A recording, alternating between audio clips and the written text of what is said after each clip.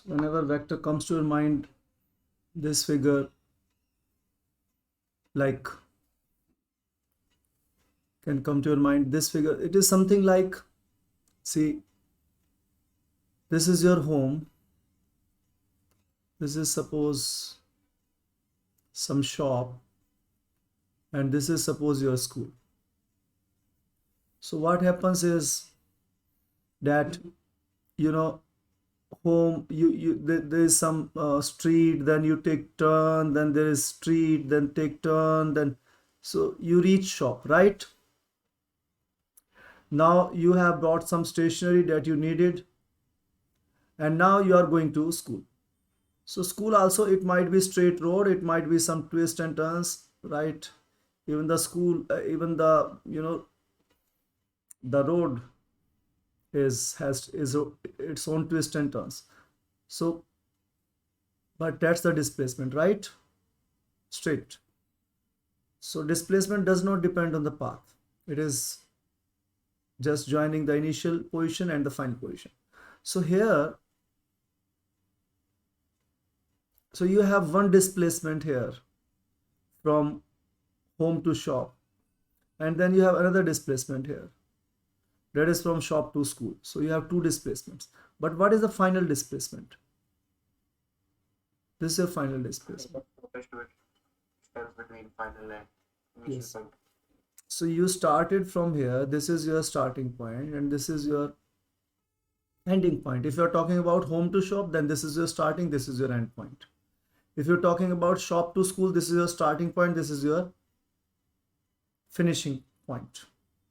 So ultimately, the ultimate displacement from your home to school, which is S, is equals to S1 plus S2. And now we give figures to them, like this is suppose 3 units, 3 meters. This is 4 units, 4 meters. So of course, these units are not meters in real case scenario. Okay.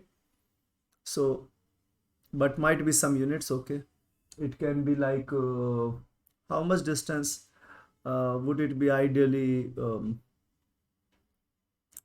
Don't worry about it. Don't worry about the units. So this I know because here I can calculate this because this is a right angle triangle. Okay. So it's easy for me to find because I know hypotenuse square is equals to perpendicular square plus base square. So it's easy for me to find, and this comes out to be 4 square plus 3 square, that's 5 square. So this unit, this is 5 units, this displacement. So your final is, so see, we have added, so displacement is a vector quantity. So the final displacement, which is your 5 units, so you can see their magnitudes. If you add their magnitudes, so they will not be equal. So they are not added like scalars. So if I want to add these two displacements, this is the first displacement and this is the second displacement. So they will not be added like 3 plus 4. You can see that it will be 5. So we have separate rules to add the vectors. Okay. Now what is that rule? Let me give you the rule directly, or you can say formula. We'll derive this formula. Okay.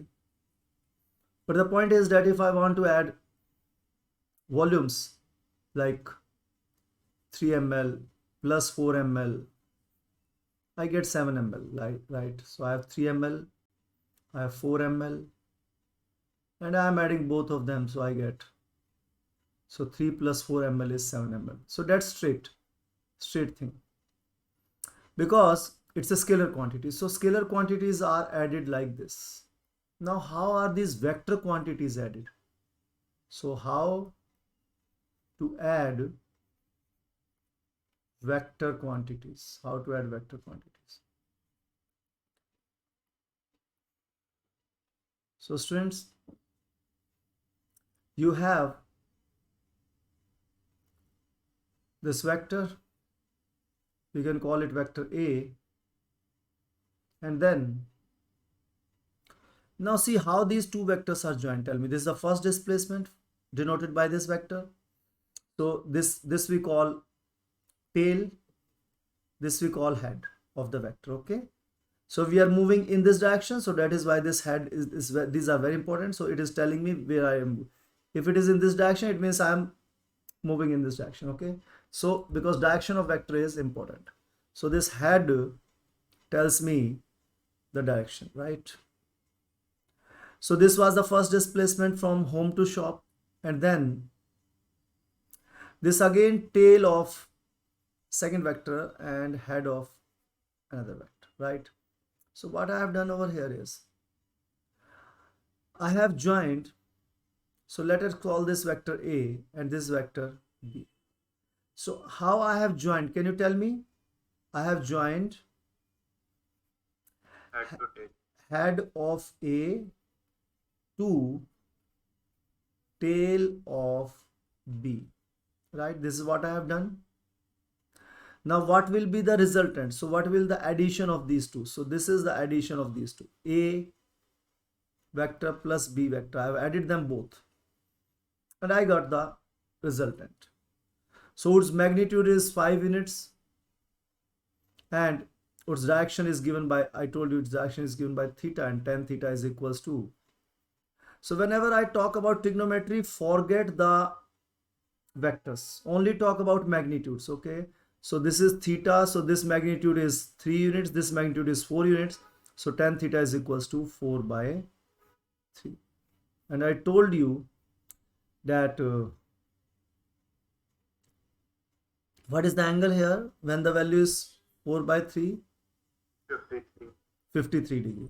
So tan theta is 44 by 3. So theta is equals to 53 degrees. So this you need to remember that what will be the angle here? 53 degree. So simple, students.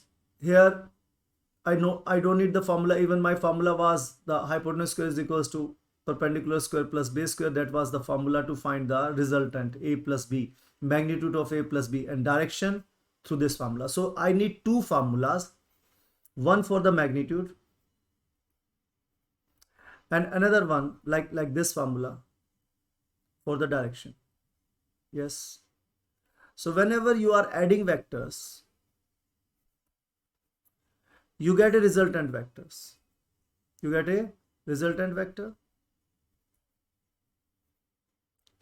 So that resultant vector, you have to tell two things about the resultant vector: magnitude and direction. Okay. So here magnitude is told by this formula: hypotenuse square is equal to perpendicular square plus base square. Or you can say hypotenuse equals to under the root perpendicular square plus base square. Is it okay? Yes. So students, this is quite simple, very simple thing, and direction is told by this formula. Got it? So we need two formulas here. Okay. Now, is there another way to join these two vectors? Suppose I take this vector was here. Turn it to tail. Yes. So assume these vectors as free vector. I can take them anywhere. Like this is B vector. This was your A. This is your B. Okay. So they are free vectors. There are two kinds of vector. One is localized vector that cannot be moved, and other is free vectors that can be moved. So we are dealing with free vectors. So you can take them. So like this is vector B. You can take it here. You can take it here. You can see its direction and the length will remain the same. It is along y-axis, so it will be along y-axis only. You can take it anywhere that you would like. Okay, it can appear anywhere. Okay, that's the magic. So, but yes, if you are taking it at another place, you have to, remove it from, you cannot appear simultaneously at two places, right? So if you want to take this B vector from, now it was joined with the head of vector A, I can join it with the tail also. So I can join it at two places. One over here and another over here. So I have joined here on the head, and here I have joined both the tails. So both tails are joined.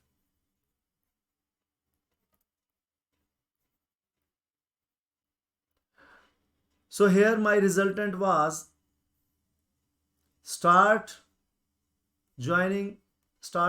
point to finish point. I go from O to P and P to Q, so join O to Q. So join them and you get the resultant A plus B. See here also.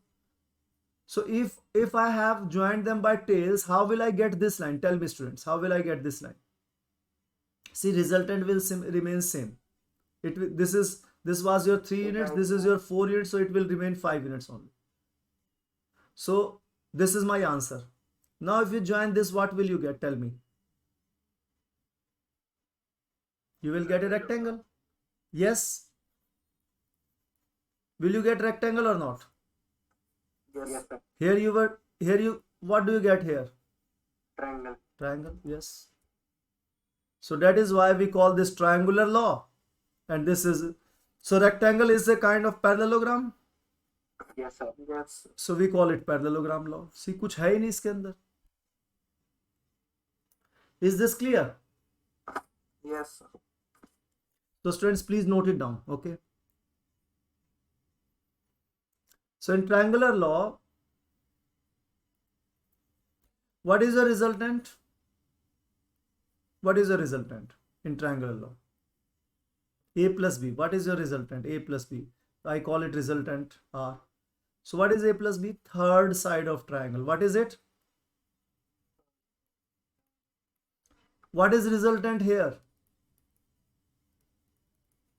What is the resultant here, students? Diagonal of parallelogram. Yes, diagonal of parallelogram.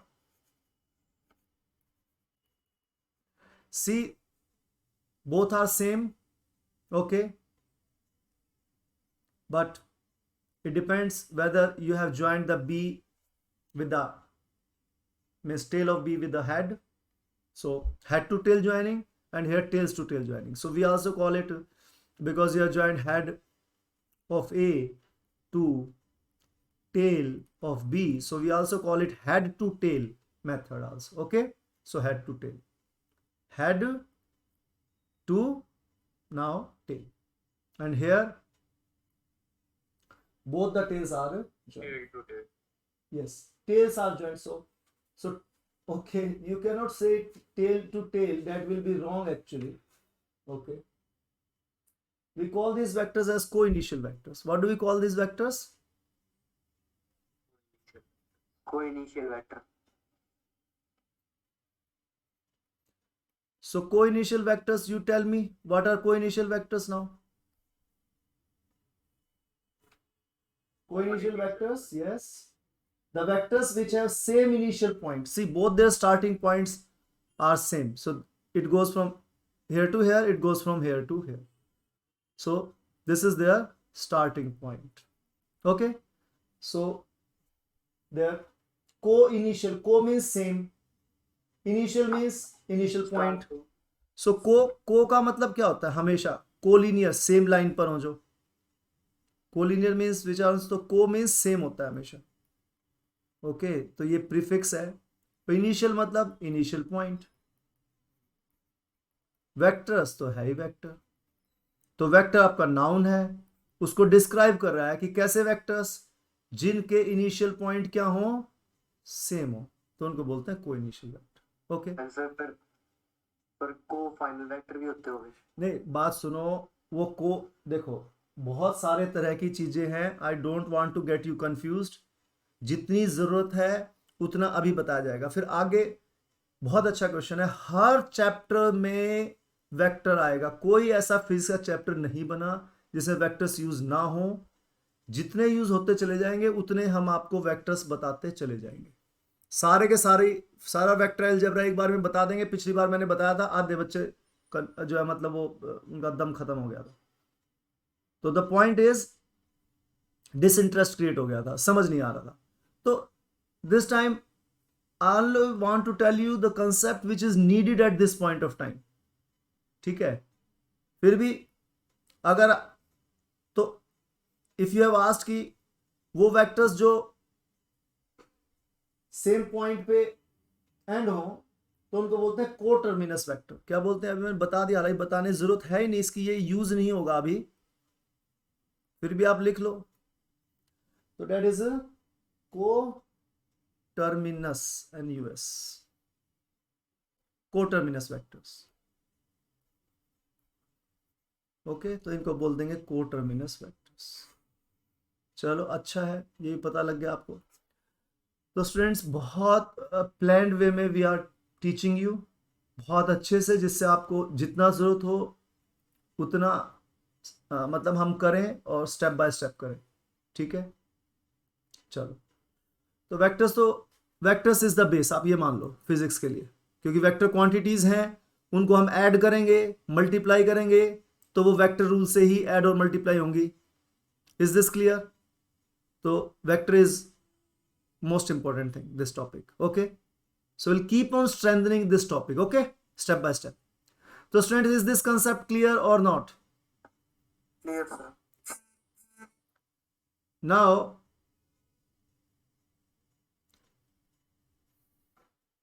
see, you can also, like you have just discussed, this is your A and that's your B, right? So what you can do is, you can just bring your A from here to here, okay, and bring your B step by step from here to here. Is this clear, students? Yes. So this or this, it is the same thing. तो इसीलिए को initial vectors, so students, very good question, miss, coterminous vector, those one who has asked, very good question. So now they have become coterminous vectors. So questions are always welcome, students. And see, अब आपने question पूछा तो I have elaborated this concept, तो अच्छा लगा मुझे। तो please ask questions. हो सकता है इंस्टेंटली थोड़ा सा टीचर का एक्सप्रेशन इतना अच्छा ना हो, but yes, teachers like students to ask questions, active participation. और एक ये जो वेक्टर है ना, जैसे मैंने ऐसे करके ऐसे बना दिया, प्लीज ऐसे नहीं बनाएं, ये वेक्टर ऐसे बनाएं, ये ऐसे गलत है, ये ऐसे बनाना। ओके, तो ए और ए के ऊपर ऐसे वेक्टर अच्छे से, बिल्कुल ओके। तो कई बार वी आर इन हरी, तो हम ऐसे करके ऐसे बना, मतलब ऐसे करके ऐसे बना देते हैं, तो डेट इज रॉन्ग। तो you should draw it properly. Okay students, yes. तो this figure and this figure is same, तो सर इसको कैसे बनाएंगे? This is A, this is B, okay. तो बना लो फिर से पैरेललोग्राम। क्या बना ले, दो साइड्स आपको पता है ना, तो what will be the resultant here? Diagonal of the parallelogram. चलो, तो रिजल्टेंट कहां आएगा आपका? This is your resultant. So this was your A, this was your B and this is your A plus B. Students, इस figure में और इस figure में कोई भी डिफरेंस नहीं है, they are exactly same, exactly same. कैसे? ये फ्री वेक्टर्स हैं, आप इनको ऐसे ड्रॉ करो या इसी रिजल्टेंट को आप ऐसे ले जाओ, इस ए को आप यहां ड्रॉ कर दो, इस बी को आप यहां ड्रॉ कर दो, लो बन गई ना सेम बात। तो एग्जैक्टली सेम, एग्जैक्टली सेम का मतलब समझते हैं ना, सिमिलर, कॉन्ग्रुएंट, सिमिलर की बजाय से कॉन्ग्रुएंट फिगर्स, एग्जैक्टली।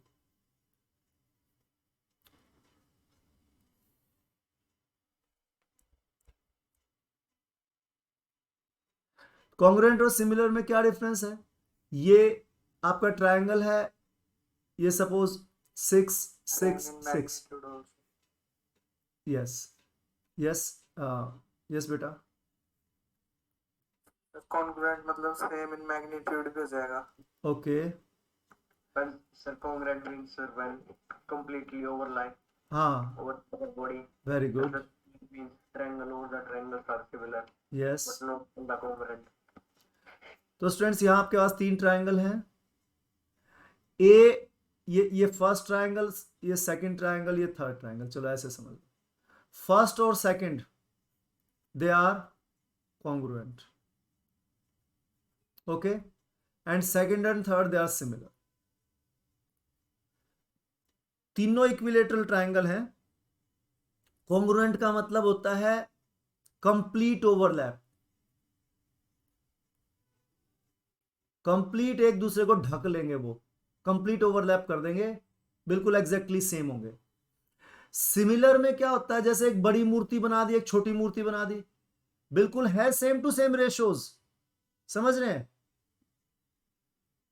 तो हैं दोनों आइसोसेलेस, दोनों के एंगल सेम होंगे इस केस में, 60 60 60 60 60 60। Is this clear? तो यहां पर अब आप ये देखकर परेशान नहीं होंगे कि ये फिगर है, ये फिगर है। उसी तरीके से अगर कोई फिगर ऐसे है, ये डिफरेंट है स्टूडेंट्स, ये समझो आप, दिस इज डिफरेंट। ये ए है, ये क्या हो गया अब आपका? अगर ये बी था, ये बी है, तो एग्जैक्टली सेम लेंथ है इसकी, 3 4, समझ गए? लेंथ बिल्कुल सेम है, सिर्फ डायरेक्शन क्या हो गई? Direction change कर. हाँ, डायरेक्शन रिवर्स हो गई, तो इनको बोलते हैं नेगेटिव वेक्टर। तो ये बी नेगेटिव लिखूंगा मैं, नेगेटिव बी, ओके। तो नेगेटिव वेक्टर्स में क्या होगा? Magnitude same लेकिन direction opposite. यस, तो आप इसको वेक्टर सी भी नाम दे सकते हो, क्योंकि ये नया वेक्टर आ गया आपके पास। ये बी वाला वेक्टर नहीं है, ये बी का नेगेटिव है, okay, but magnitude is same. तो आप इसे माइनस बी बोल दो, सी बोल दो, एक ही बात है। तो स्टूडेंट्स ये था एडिशन ऑफ वेक्टर्स, और ये है सब्ट्रैक्शन ऑफ वेक्टर्स। वेक्टर्स कैसे सब्ट्रैक्ट होंगे? तो इनका रिजल्टेंट क्या आएगा स्टूडेंट्स? देखो, ए माइनस बी क्या आएगा? वही पैरेललोग्राम बनाया आपने और ये ज्वाइन कर दिया। यूनिट मतलब मैग्नीट्यूड 5 ही रहेगा इसका, आप समझ सकते हैं, राइट? तो ये क्या बनाया आपने? A minus B, okay. ये क्या था आपका? ए, ये क्या था? Minus B. तो ये क्या आपका? माइनस बी, यहां बना लो। तो स्टूडेंट्स, आपने एक्चुअली में जब हम सब्ट्रैक्ट करते हैं तो क्या करते हैं? सपोज 4 माइनस 3, हम एक्चुअली इसका मीनिंग होता है 4 प्लस माइनस 3, ये है इसका मीनिंग एक्चुअली में, ओके। तो वही चीज यहां पर है, ए माइनस बी, इसका मतलब है ए आप ऐड कर रहे हो, ए के अंदर क्या ऐड कर रहे हो? Minus B, okay students. Yes sir. तो आप देख रहे हैं ए जो है उसकी डायरेक्शन अलग है ए प्लस बी की, ए माइनस बी की डायरेक्शन अलग है। यहां आपने ए में माइनस बी ऐड किया है, ओके, और यहां आपने ए में प्लस बी ऐड किया था स्टूडेंट्स। अब इसी का डायग्राम सेम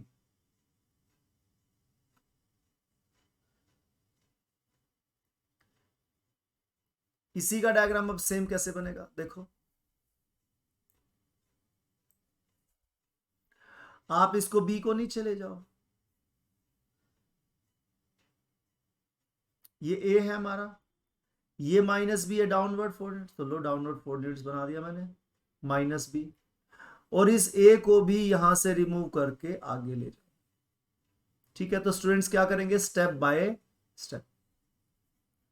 तो ये ए था, इसको इस टिप पर ले आए हम, राइट, और ये जो बी था इसको भी इस टिप पर ले आए। कोई प्रॉब्लम है इसमें? नो स्टूडेंट्स इन 4 डायग्राम्स की आपको जरूरत पड़ेगी इस चैप्टर में, बस ये समझ लो। ये पहला डायग्राम, ये दूसरा डायग्राम, ये तीसरा और ये चौथा।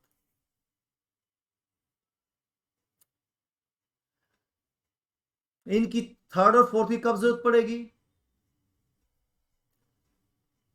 तो ये था स्टूडेंट्स आपका ए और ये था आपका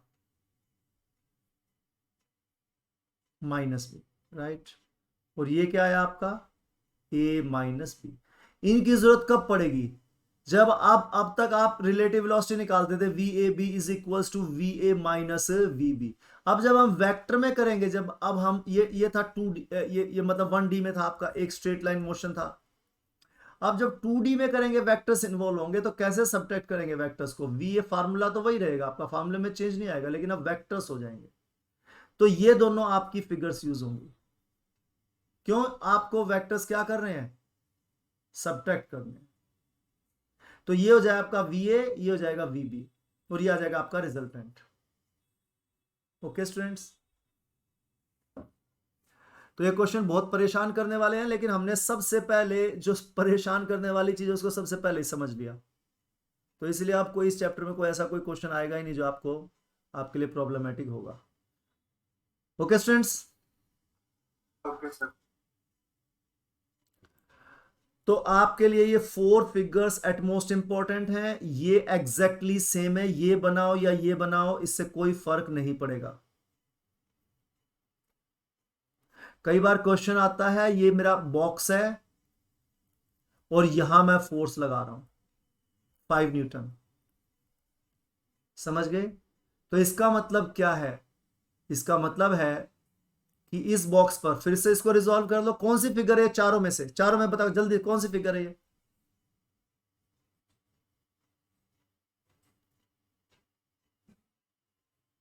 इनमें से किसी से मेल नहीं खाती है फिगर जो एडिशन वाली है। एडिशन में, क्योंकि दोनों में ऐसे है, यहां पर भी आप इसको एडिशन कर सकते हो। समझ गए? यस सर, इसमें फ्री वेक्टर कौन सा है? ये जो है ये ये आप इसको मान लो 3 न्यूटन या 4 न्यूटन, वो एंगल दिया होगा एक्चुअली आपको, और ये हो गया अपना 4 न्यूटन। वो एंगल पे डिपेंड करेगा 3 कहां है 4 कहां है, ठीक है।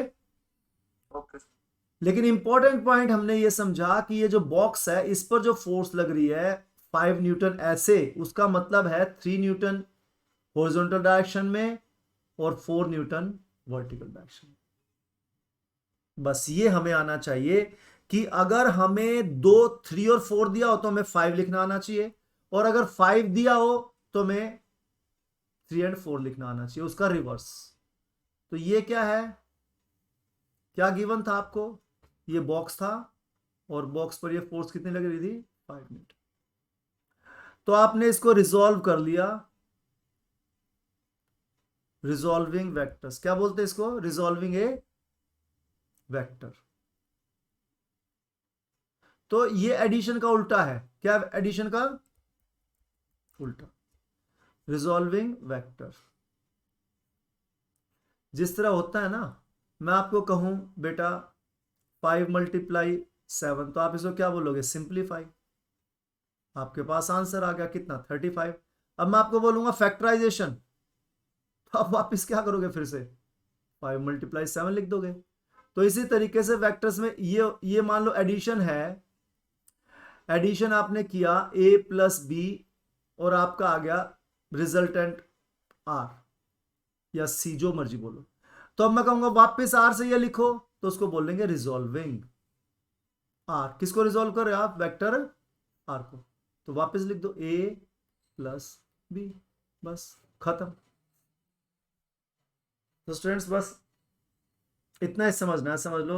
वापस रिजॉल्व करना आ गया आपको। वापस आप एक्स एक्सिस वाई एक्सिस से रिजल्टेंट निकाला, रिजल्टेंट है तो एक्स एक्सिस वाई एक्सिस पे कैसे पहुंचोगे, इसको हम और थोड़ा सा डिटेल में करेंगे, लेकिन बेसिक आइडिया आपको समझ में आ गया है कि एडिशन ऑफ वेक्टर, सब्ट्रैक्शन। ये थर्ड और फोर्थ फिगर किसकी थी?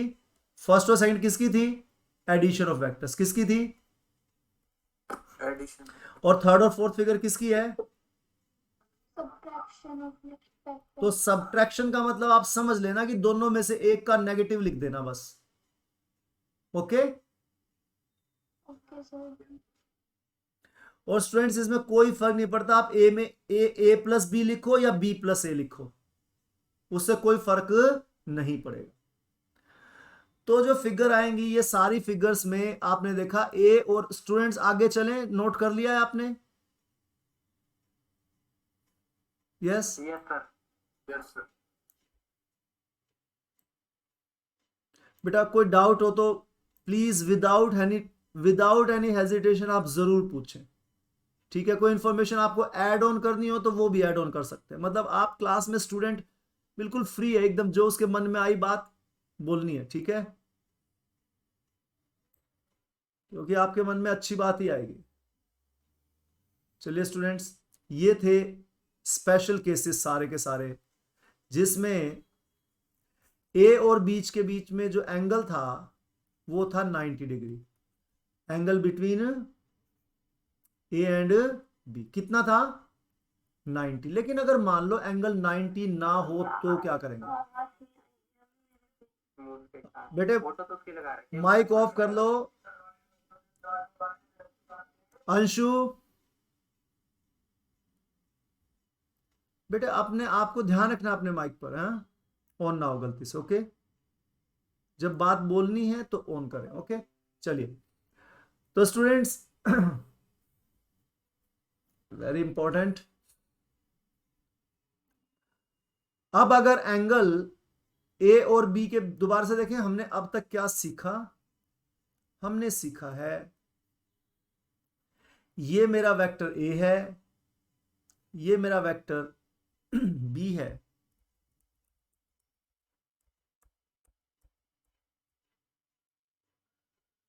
स्टूडेंट्स ये 3 यूनिट्स है तो थोड़ा छोटा बनाओ, ये 4 यूनिट्स है तो आपको पता है ना लेंथ आपको मैग्नीट्यूड बताती है, तो इसको बड़ा बनाओ, ये 4 यूनिट्स आपको पता है, इस ये लेंथ 4 यूनिट्स है, ये लेंथ 3 यूनिट्स है। तो इसका रिजल्टेंट आपने कैसे निकाला मुझे ये बताओ? डायगोनल। डायगोनल आपके पास ये 4 है, ये आपको पता है hypotenuse square is equal to perpendicular square plus base square, ऐसे निकाला ना आपने, यानी कि hypotenuse equal to under the root perpendicular square plus base square. आपको दे रखा था परपेंडिकुलर 4 यूनिट्स, बेस, मैं सिर्फ मैग्नीट्यूड की बात कर रहा हूं। किसकी बात कर रहा हूं? मैग्नीट्यूड ऑफ रिजल्टेंट आर की, ठीक है? तो जो आपका रिजल्टेंट है, जो वेक्टर है, ए प्लस बी को ऐड किया तो आपके पास क्या आया? Vector are. ओके, आप इसको आर लिखो, ए प्लस बी लिखो, एक ही बात है। तो इसके दो चीजें होती हैं, जो रिजल्टेंट आएगा ए और बी का तो आपको मैग्नीट्यूड भी पता है, डायरेक्शन भी पता है, अब जो रिजल्टेंट है उसकी भी तो आपको दोनों बात बतानी पड़ेगी बेटा। तो मैग्नीट्यूड कैसे निकाल लेंगे? हाइपोटेन्यूज फार्मूले से, सिंपल। यस, कोई डाउट है इसके अंदर? No sir. तो सॉरी, बेस आपका 3 है, तो बार बार जो है ना इसको प्रॉब्लम दूर करो बेटे, ये माइक ऑन हो जाता है। चलो, तो हाइपोटेन्यूज आपके पास कितने यूनिट्स आ गया? 5 यूनिट। Okay, done. अब मैग्नेट, अब दूसरी बात है इसके डायरेक्शन। तो डायरेक्शन क्या? ये ए के साथ जो एंगल बना रहा है थीटा, ये ध्यान रखना आपको, tan थीटा, ये थीटा बी के साथ है या ए के साथ? Theta is the angle between resultant and A. Okay, ये सबसे इंपॉर्टेंट बात है कि किसके साथ? ए के साथ। और ध्यान से देखेंगे अब इसको, तो इसीलिए अब ये क्या था? Perpendicular upon base, tan theta यही होता है ना बेटा? Yes sir. अब ध्यान देखेंगे, परपेंडिकुलर जो है वो इस थीटा के अपोजिट वाली साइड है, और बेस जो है कौन साइड है? एडजेसेंट। तो आपको ध्यान ये रखना है कि थीटा जो है वो जो एडजेसेंट के साथ है, ये थीटा इस साइड के साथ है जो नीचे आपने लिखी है। Is this clear? ये क्लियर हो गई बात? Yes sir. तो अब आप भूल जाओ इस फार्मूले को बेशक, एक तो साइड हाइपोटेन्यूज है वो तो हम लेंगे नहीं, ठीक है? क्यों? क्योंकि उसका तो हम एंगल बता रहे हैं। अब एंगल जिसके साथ आप बता रहे हो उसको नीचे लिख दो बस। ये थीटा किसके साथ बता रहे हो? 3 के साथ, तो इसको नीचे लिख दो। Is this clear? That is your adjacent side. Two theta, right. और जो दूसरी साइड बच गई उसके ऊपर लिख दो 4, तो tan theta is equal to 4/3। तो यहां से आपने बता दी डायरेक्शन ऑफ आर। सबको क्लियर हो गई ये बात? तो इस तरीके से आपको दो गिवन वेक्टर्स थे, आपने उनका मैग्नीट्यूड और रिजल्टेंट निकाल लिया।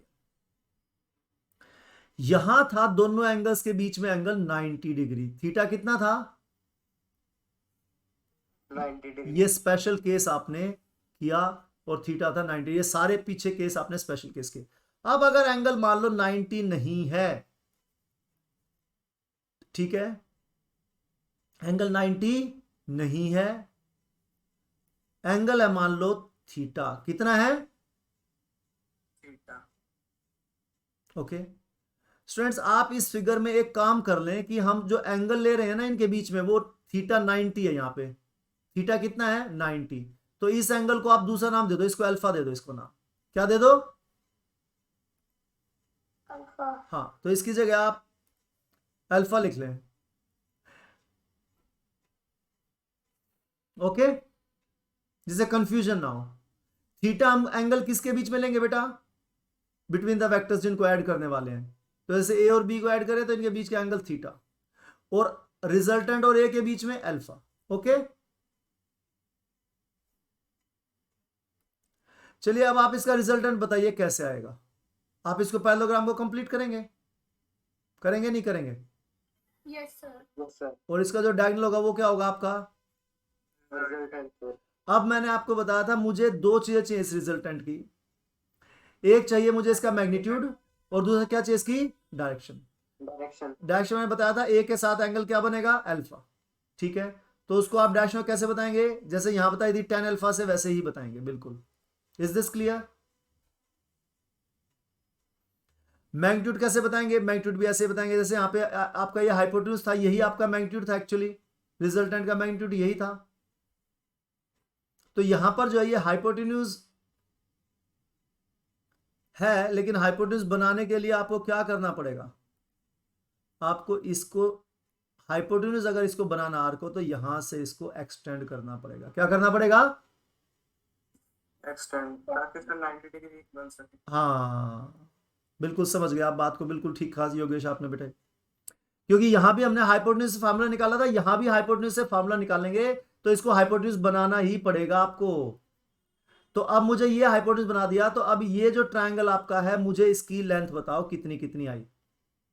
ये लेंथ कितनी हो गई ये बताओ। चलो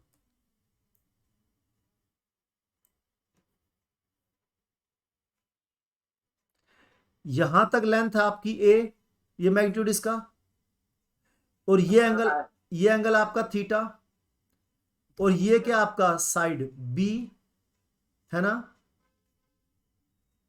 यस सर, बी वेक्टर। तो ये आपका बी, ये लेंथ है बी, और ये है एंगल आपका थीटा। ओके, यस, यही है कि नहीं है? यही है सर। और आपको निकालना क्या है? ये अल्फा निकालना है, और ये बताना है कि ये आर कितना है। ये आपका बी।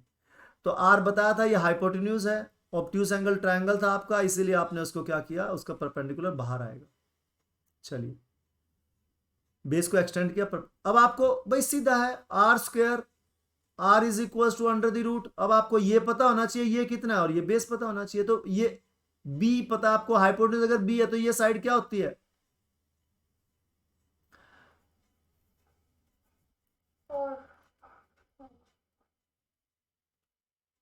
ये फॉर्मूला आपको पता है। तो साइन थीटा क्या होता है आपका? बट स्टूडेंट्स ये सबसे इंपॉर्टेंट फॉर्मूला है, समझ रहे हैं बात आप? ट्रिग्नोमेट्री, वेक्टर्स, यही चलेंगे आपके फिजिक्स में। तो कितनी आसान सी बात है, परपेंडिकुलर क्या होता है? Hypotenuse sine theta. क्या होता है? Hypotenuse sine theta. तो अब आगे से हम ये फॉर्मूला याद रखेंगे। परपेंडिकुलर इज इक्वल टू, देखो आसान भी कितना है, perpendicular is equal to hypotenuse sine theta, right? ऐसे। तो बेस किसके इक्वल होगा? चलो बता दो। सिमिलरली तो स्टूडेंट्स अब आपको ये दो फॉर्मूले याद रहेंगे, मतलब याद क्या करना है, पहले ये लिख लो, base hypotenuse cos theta. Is this clear students? Yes तो बताइए ये आपका परपेंडिकुलर है, ये किसके इक्वल होगा? Sir hypotenuse sine theta hypotenuse क्या आपका? सर बी तो लिख दो बी साइन थीटा। पता लग गई आपको? परपेंडिकुलर पता लग गया। अब बेस ए है, यहां से यहां तक स्कोर बताओ ये क्या होगा? Base is equals to B cos theta B cos theta.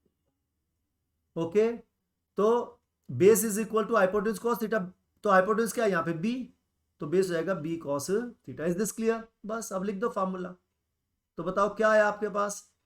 B sine square theta, B sine theta का होल स्क्वायर प्लस, भाई perpendicular square plus base square यही होता है या नहीं होता? यही होता है सर तो बताओ कितना है आपका मैग्नीट्यूड का, मतलब रिजल्टेंट का magnitude? R is equal to under the root, यहां से क्या आएगा? B square sine square theta plus, sir अब बी स्क्वायर कॉमन वो बन हो जाएगा हाँ A plus B, A square plus B square. तो क्या लिख दो? पहले पहले कॉमन लेना, पहले इसका स्क्वायर लिख दो, उसके बाद फिर इसका स्क्वायर लिख दो, फिर उसके बाद क्या करो? 2ab, 2 multiply this. तो कौन सा फॉर्मूला लगाया? फॉर्मूला लगाया है आसान सी बात, x plus Y whole square is equal to X square plus Y square plus 2xy। हाँ बेटा, ये लगाया ना यहाँ फॉर्मूला, कोई दिक्कत है इसमें? नो सर तो r is equal to under the root. अब आप देख रहे हैं ये टर्म्स, इनमें से बी स्क्वायर कॉमन ले सकते हैं, तो क्या आएगा? Sine square theta plus cos square theta, that is equals to 1 yes, plus A square plus 2ab cos theta. तो ये आ गया आपका रिजल्टेंट। तो रिजल्टेंट क्या आया स्टूडेंट्स आपका? Under the root. ये क्या होता है आपका? Sine square theta plus cos square theta 1। 1 तो आप ए स्क्वायर पहले लिख लो या बी स्क्वायर इंटू 1, यानी कि बी स्क्वायर पहले लिख लो, उससे कोई फर्क पड़ेगा? नो सर तो A square plus B square plus 2ab cos theta. तो स्टूडेंट्स यहां आपका हाइपोटेन्यूज आर था, जब ये एंगल 90 डिग्री है, तो ये चेक करो, अगर थीटा 90 डिग्री है तो आर क्या होगा बताओ? Sir A square plus B square का होल का under root sir, because cos 90 0 होता है cos 90 इज 0, वेरी गुड। तो ये क्या हो जाएगा? 0 हो जाएगा पूरा पूरा, यस। तो क्या आ जाएगा? आर इज इक्वल टू, तो देखो ये वही फार्मूला आपका जो यहाँ है, hypotenuse equal to perpendicular square plus base square. तो इसीलिए कहा था कि ये एक स्पेशल केस है। हाँ we can put any angle हाँ बिल्कुल बेटे, बिल्कुल, इसीलिए तो ये डिराइव किया। बहुत अच्छा क्वेश्चन किया आपने। आप इसमें जो बहुत अच्छा क्वेश्चन है कि सर क्या हम इसमें कोई भी एंगल पुट कर सकते हैं?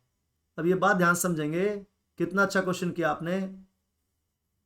क्या क्या एंगल हो सकते हैं दो वेक्टर्स के बीच में? देखो, एक तो दोनों, यहां से शुरू करते हैं, दोनों जो है ओवरलैप कर रहे हैं एक के ऊपर एक, एंगल दोनों बीच में कितना है? 0, ठीक है, ओवरलैपिंग। दूसरा, अब इसको मैंने इंक्रीज करना शुरू किया, यहां से मूव करना शुरू किया है, तो ये एंगल बनेगा। उसके बाद फिर ये एंगल बनेगा, और ज्यादा मूव कर दिया, 90 बन गया, 60 से 90 हो गया। उसके बाद कितना बन गया? 120 बन गया, और मूव किया। उसके बाद क्या होगा? 121, और फिर लास्ट में क्या बन गया? ये, ठीक है कि नहीं? तो ये एंटी पैरेलल, ये पैरेलल वेक्टर्स, ये एंटी पैरेलल। थीटा कितना बन गया? 180, ठीक है कि नहीं? यहां कितना था? 90। अब सर मैं तो और भी ज्यादा करूंगा, कर लो इसको और ज्यादा, कोई फर्क नहीं पड़ता। अब एंगल जो है वो हम ये लेंगे, angle between the two vectors. अगर दूसरा एंगल 180 से ज्यादा वाला है तो वो रिफ्लेक्स एंगल, वो नहीं लेना आपको, तो इसलिए एंगल 180 से ज्यादा नहीं हो सकता। Is this clear to everyone? Yes, sir. अगर आपने इसको और ज्यादा रोटेट कर दिया इस आर्म को, सपोज ये एंगल बन रहा है, तो ये एंगल नहीं लेंगे आप 210 डिग्री, आप कौन सा लेंगे? ये लेंगे 150 डिग्री, ये लेंगे आप, ये नहीं लेंगे। तो इसीलिए स्टूडेंट्स ये थीटा कहां से कहां तक होगा? सर 0 से 180। बिल्कुल ठीक कहा आपने, 0 से 180 होगा बेटे, बिल्कुल बिल्कुल ठीक आंसर। तो यहाँ डिग्री लगाना मत भूलना, और रेडियन में लिखना है तो 0, फिर आपको ये लगाने की जरूरत नहीं है, and that is pi. Pi radian. Radian ऐसे सी लिखते हैं, लेकिन इसको नहीं लिखोगे तो ऑब्वियस है कि ये रेडियन है। चलिए students, I hope this discussion is it is clear to you. Yes, yes sir. कोई प्रॉब्लम है किसी को? Yes. तो आपको मैग्नीट्यूड पता लग गया, कोई भी एंगल हो, ये आ गया आपका मैग्नीट्यूड।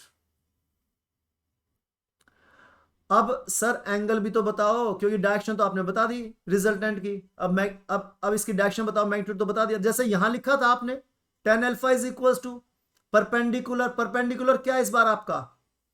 सर ये तो h sin theta upon h cos theta हो जाएगा। tan अल्फा ले रहे हो ना बेटे, tan अल्फा में यही ट्रायंगल बनेगा ना आपका। Yes sir, yes. ओके, तो क्या हो जाएगा, b sine theta upon a plus B cos theta. तो लो डिराइव भी कर दिया आपने फॉर्मूले। तो जो रिजल्टेंट है उसकी दो चीजें होंगी, एक उसकी डायरेक्शन और एक इसकी मैग्नीट्यूड। ये तो हो गया मैग्नीट्यूड फर्स्ट थिंग, और सेकंड थिंग होगी उसकी डायरेक्शन। फिर वही बात जो मैंने पहले बताई थी आपको, जैसे यहां बताई थी कि अल्फा किसके साथ है, ए के साथ, उसी तरीके से अल्फा किसके साथ है, ए के साथ। आ गया ना ये यहां पर? यस और नो? Yes sir. और थीटा इज इक्वल टू 90 रख लो, बी अपॉन ए आ जाएगा, वापस रखो। थीटा 90, साइन 90 कितना होता है 1, cos 90 0। तो ये तो हो जाएगा 0 और ये हो जाएगा 1। तो b इंटू 1 अपॉन ए प्लस 0, तो क्या आ जाएगा b अपॉन ए। तो वही आ जाएगा आपका जो यहां पर 90 डिग्री में केस था। Is this clear? तो आप अपने फॉर्मूले को वेरीफाई भी कर सकते हो 90 डाल के। ठीक है स्टूडेंट्स? सर तो क्वेश्चन में हमें थीटा गिवन होगा ना, या कुछ एंगल? बिल्कुल, बहुत अच्छा क्वेश्चन। आपको ए बी और थीटा तीनों चीजें मिलेंगी आपको। ठीक है, अभी मैं एक क्वेश्चन देता हूं आपको, चलो ठीक है। तो स्टूडेंट्स, इसको याद करने का तरीका आपने देख लिया। इसको याद करने का एक ही तरीका है, वो है ये फिगर आप बना लो बस फटाफट। ये फिगर है ए प्लस बी की, और यहां से सर बार बार फिगर, चलो शुरू शुरू में तो बनाओ जिससे पता लगे आया कैसे है। उसके बाद मैं आपको एक ट्रिक भी बता देता हूं। सबसे पहले tan अल्फा लिखा, उसके बाद फॉर्मूला कहां से लिखना शुरू करेंगे, ऊपर से नहीं नीचे से। तो अल्फा किसके साथ है, ए के साथ। किसके साथ? यहां से लिखना शुरू करें फॉर्मूला। अब उसके बाद अब tan थीटा है, तो tan क्या होता है, साइन अपॉन कॉस। लिख लिया? यस और नो? Yes sir. अब आपने साइन लिख लिया, तो ऑफ कोर्स अल्फा तो लिखेंगे नहीं यहां, वो तो आपको निकालना है। तो दूसरा एंगल कौन सा है, एंगल बिटवीन द वेक्टर्स, तो लिखेंगे थीटा। Is this clear? उसके बाद अब आपने बी तो कहीं लिखा ही नहीं इसमें, तो बी भी लिख लो इसके आगे, और यहां ए और बी है, तो इन्हें बीच में क्या लगा दो, प्लस। तो इस तरीके से आपको अब ये फार्मूला याद रह जाएगा, ये कैसे लिखना है। Is this clear students? ये याद रखना है कि जो अल्फा एंगल है वो रिजल्टेंट और ए के बीच में है। किसके बीच में? Alpha is between resultant R, और you can say R is resultant, R is making alpha with vector A. Okay, yes sir. बस स्टूडेंट्स, बहुत अच्छे से जो है आपने ये कॉन्सेप्ट सीख लिया है, वेक्टर्स को ऐड कैसे करें। ठीक है, और अब आपको इसके फॉर्मूले भी पता लग गए हैं। ओके, नोट डाउन हो गया सबका? हाँ बेटा। सर अगर एक क्वेश्चन है, हाँ। जैसे हमें दे रखा है, दो वेक्टर दे रखे हैं fx और fy, और उनके बीच का रिजल्टेंट वेक्टर दे दिया r, हाँ। और बोलते हैं तो fx और r के बीच में एंगल है वो थीटा दे रखा है 60 डिग्री। हाँ। तो बोलते हैं fx और और एफ वाई निकालो सर, कैसे निकाल लेंगे? बेटे सब निकाल लेंगे, बिल्कुल ठीक, बहुत अच्छा क्वेश्चन आपका। देखो अभी मैं 2 क्वेश्चन देता हूँ, उसमें कवर हो जाएगा आपका क्वेश्चन, ठीक है। चलो नहीं कवर हो तो फिर पूछना। चलिए क्वेश्चन नंबर 1 कीजिए। 2 फोर्सेस हैं आपके पास, फोर्स ए या आप कह सकते हैं F1 और F2। ओके, 2 फोर्सेस हैं आपके पास, 5 न्यूटन और F2 है कितना न्यूटन, 7 न्यूटन। तो ये 2 फोर्सेस लग रही हैं एक पार्टिकल पे। ये एक पार्टिकल है और इस पे कितनी फोर्स लग रही है, 2। और इन दोनों फोर्स के बीच में एंगल कितना है, ये एक फोर्स लग रही है और एक दूसरी फोर्स भी लग रही है। तो नॉर्मली आप ऐसे बनाते हैं, ऐसे बनाते हैं ना आप, 5 न्यूटन और 7 न्यूटन, ऐसे बनाते हैं ना आप। Yes Yes, sir. या आप इसको 5 लिख लेते हैं नीचे, ये आपकी मर्जी, इससे कोई फर्क नहीं पड़ता आंसर पे, कहाँ 5 लिखोगे कहाँ 7 लिखोगे। यहाँ 5 लिख लिया, यहाँ 7 लिख लिया, एक ही बात है।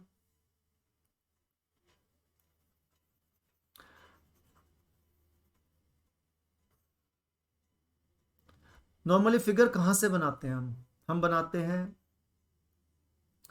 ये हो गया सर मेरा 5 न्यूटन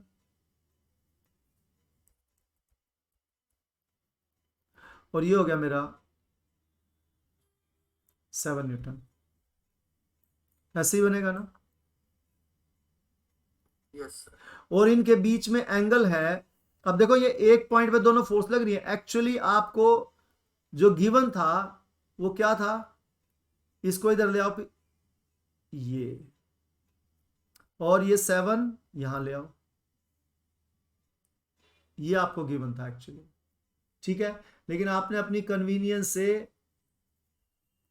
यही क्वेश्चन है कि दोनों जो है फोर्सेस जो हैं वो इस पॉइंट पे लग रही है। क्वेश्चन था 2 forces 5 Newton and 7 Newton act on A particle, तो ये पार्टिकल था P, इस पे फोर्स लग रही थी। तो इसी को डायग्राम को एग्जैक्टली सेम हमने, क्योंकि ये स्टैंडर्ड डायग्राम ये सीख रखा है, तो हमने इसको P से यहां ले गए, ये आपका पार्टिकल P है। तो दोनों फिगर सेम है स्टूडेंट्स, ओके। Okay sir. तो अब आपको पता है ये आ गया आपका क्या, रिजल्टेंट, और इनके बीच में एंगल थीटा, और रिजल्टेंट और 5 के बीच में एंगल अल्फा, ठीक है। चलिए अब आप रिजल्टेंट जो आया है आपका, रिजल्टेंट इज इक्वल्स टू, ये आप 2 वेक्टर्स को ऐड करना सीख रहे हैं जो कि स्केलर से अलग है। इसमें मैग्नीट्यूड को ऐड करना है फॉर्मूला, उसमें क्या था, जैसे मैंने लिखा था 3 ml प्लस 5 ml, सिंपल आपने ऐड कर दिया था 8 ml। लेकिन यहां इनके मैग्नीट्यूड को ऐड कैसे करेंगे, 3 प्लस 5 नहीं करेंगे, 5 प्लस 7 नहीं करेंगे। मान लो उसमें होता 5 kg, एक बैग में वेट है, दूसरे में 7 kg, एक में 5 kg राइस, एक में 7 kg राइस है, दोनों को ऐड कर दिया तो कितना बना, 12 kg राइस। तो मास जो है वो स्केलर क्वांटिटी ऐसे ऐड करते हैं, वॉल्यूम स्केलर क्वांटिटी ऐसे ऐड करते हैं। लेकिन इनको 5 और 7 कैसे ऐड नहीं करेंगे, इनको कैसे ऐड करेंगे, R इज इक्वल टू क्या फॉर्मूला हमारा, F1 square plus F2 square plus 2 F1 F2 cos cos theta. तो इनको तो सीधा आप a प्लस बी करते थे, लेकिन इसको कैसे करेंगे, ऐसे करेंगे। क्लियर हो गई बात। अब सर थीटा तो आपने दिया नहीं, तो ले लो थीटा कितना है, 60 डिग्री। कितना है, निकालो स्टूडेंट जल्दी से बताओ रिजल्टेंट कितना आया, रिजल्टेंट का magnitude.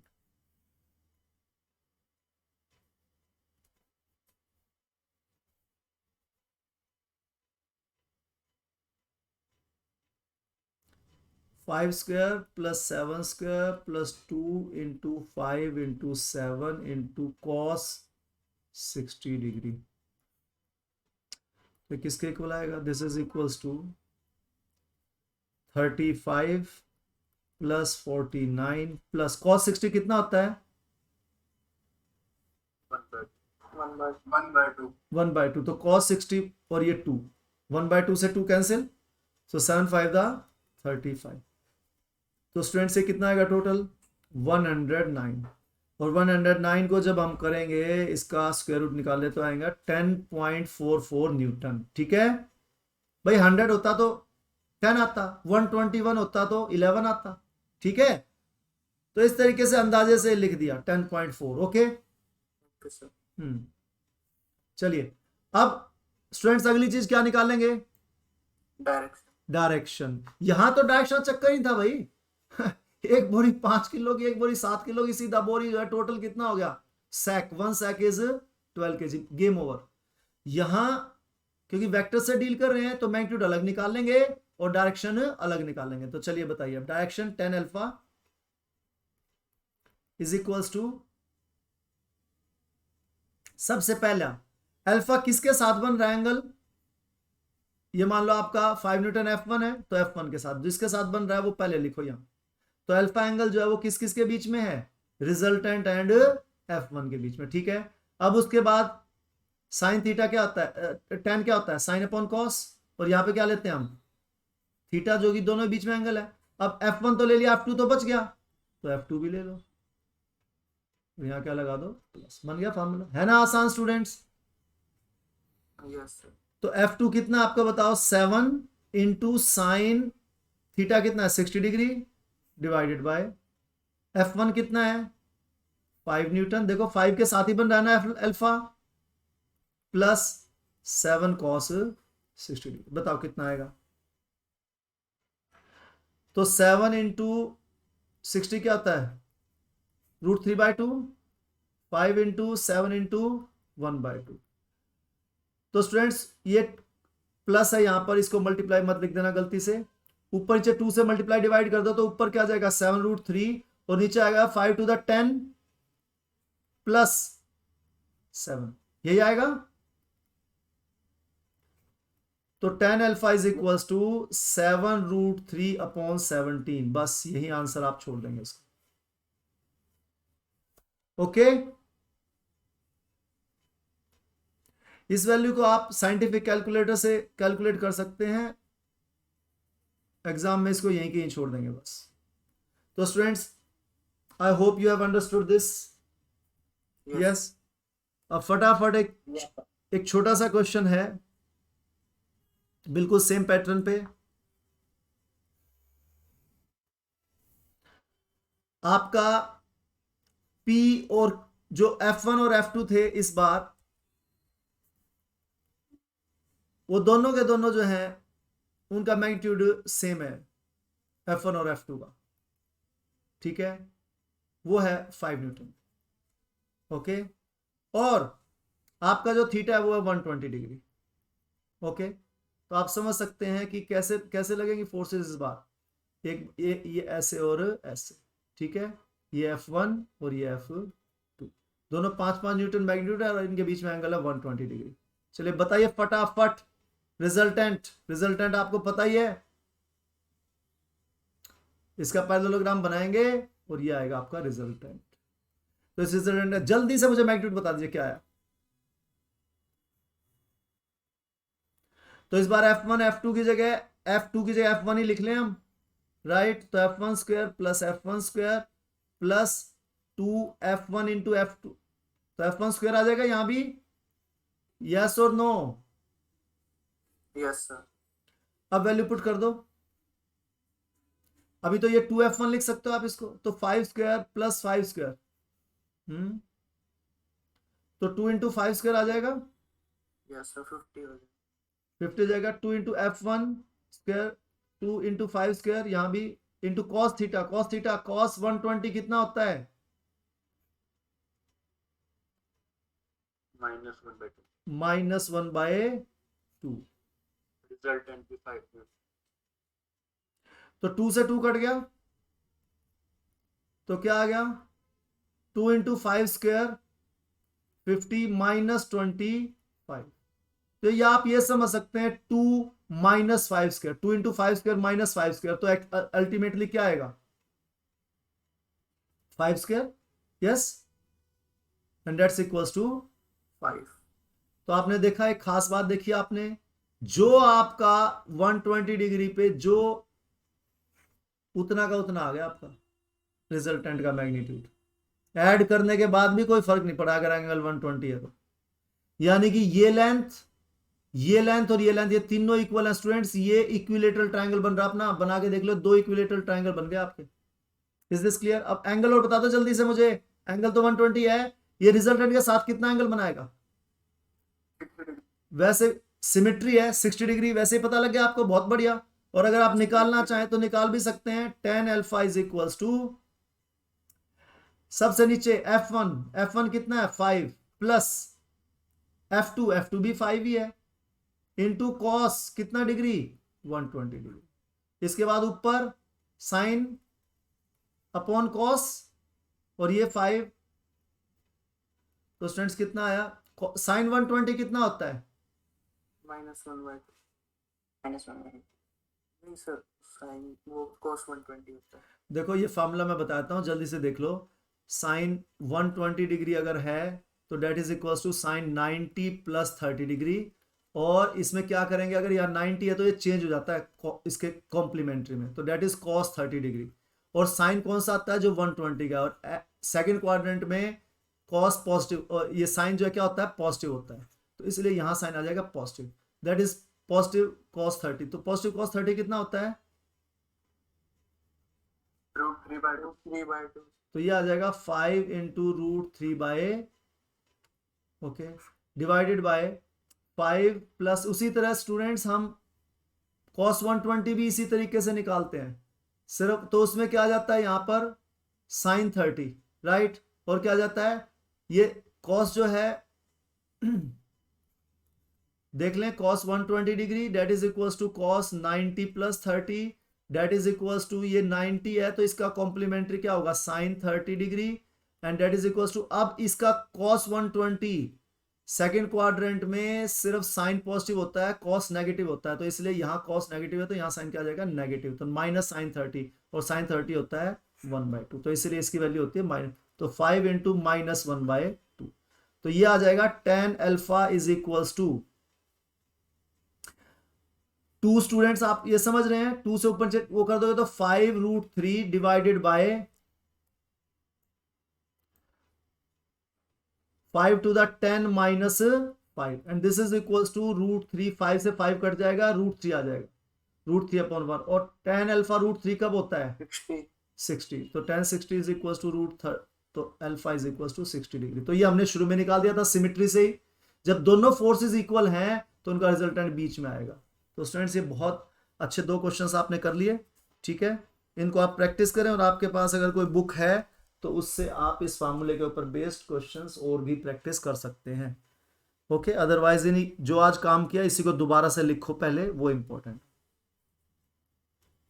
Okay students, okay sir. Okay, तो note it down completely and you can leave, thank you so much, Thank you, sir. Thank you, sir. and instantly join your next class also.